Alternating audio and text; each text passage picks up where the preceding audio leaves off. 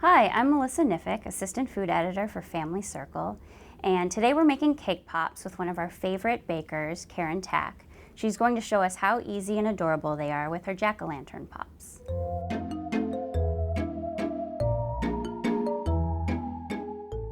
So to make the cake pops, you start with your cake, and you just break it into pieces, and you simply crumble the cake, and I'm just rubbing two pieces together to make small crumbs. You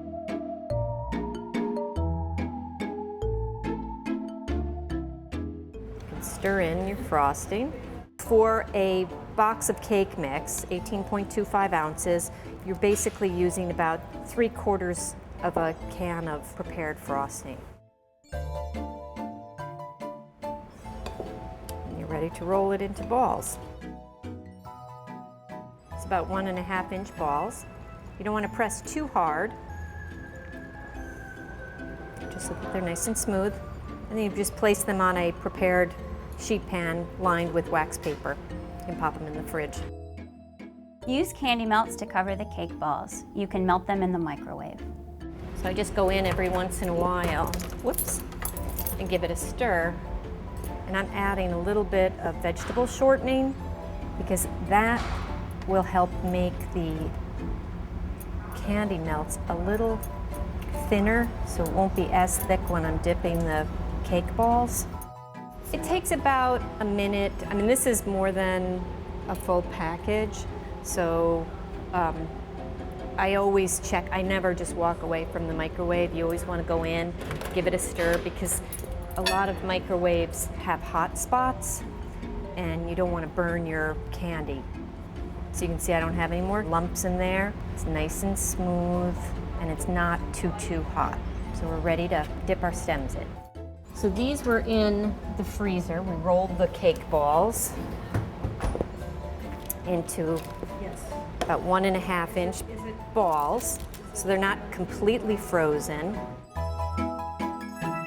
I've got my melted candy and my lollipop sticks.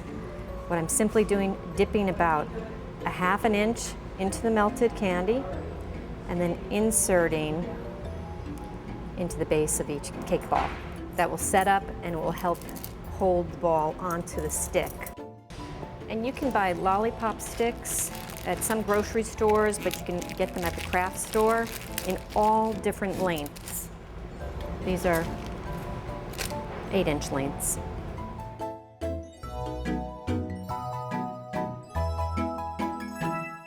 So these were put back into the freezer for about 10 minutes.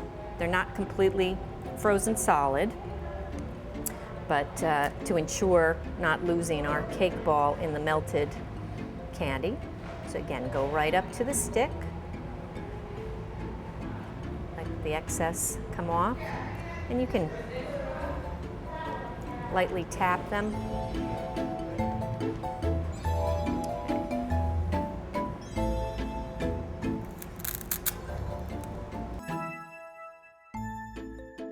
While the candy is still wet, you can add the stem.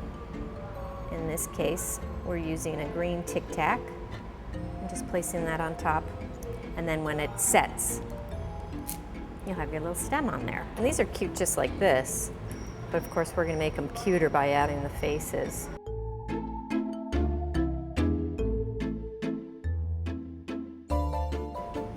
I'm using a paintbrush to put the faces on the cake pops.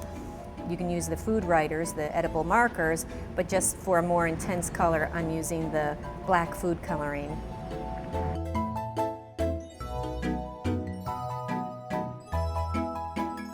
This recipe is from Bakerella's Cake Pop book, Tips, Tricks, and Recipes for More Than 40 Irresistible Mini Treats by Angie Dudley.